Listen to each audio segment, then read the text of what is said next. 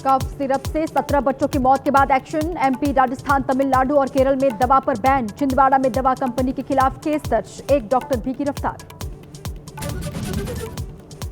Bihar BJP चुनाव समिति की बैठक में 60 सीटों पर हुआ मंथन। दूसरे दिन भी उम्मीदवारों पर होगी चर्चा। तो चुनावी घोषणा पत्र बनाने के लिए आज बीजेपी सुझाव अभियान की करेगी शुरुआत। बिहार के लिए कांग्रेस ने नियुक्त किए पर्यवेक्षक। अशोक गहलोत, भूपेश बघेल और अधीर रंजन चौधरी को दी गई जिम्मेदारी।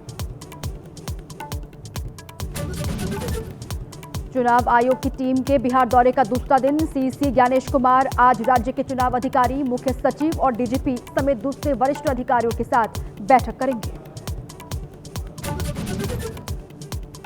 कर्नाटक के ऊर्जा मंत्री केजे जॉर्ज के ओएसडी रिश्वत लेते गिरफ्तार। लोकायुक्त ने 50,000 रुपए की घूस लेते रंगे हाथों पकड़ा। यूपी के बहराइच में आदमखोर भेड़िए का खौफ। भेड़िए ने फिर बोला हमला। 2 लोग गंभीर रूप से घायल। रक्षा मंत्री राजनाथ सिंह के सर क्रिक पर दिए बयान के बाद खौफ में पाकिस्तान। आनन फानन में पाकिस्तानी नौसेना ने कराची बंदरगाह से के पास अरब सागर में की missile firing drill. Asian cricket council से हटाए जा सकते हैं अध्यक्ष मोहसिन नकवी। आईसीसी सदस्य देशों में बातचीत जारी। 2 हफ्ते के अंदर हो सकता है अंतिम फैसला।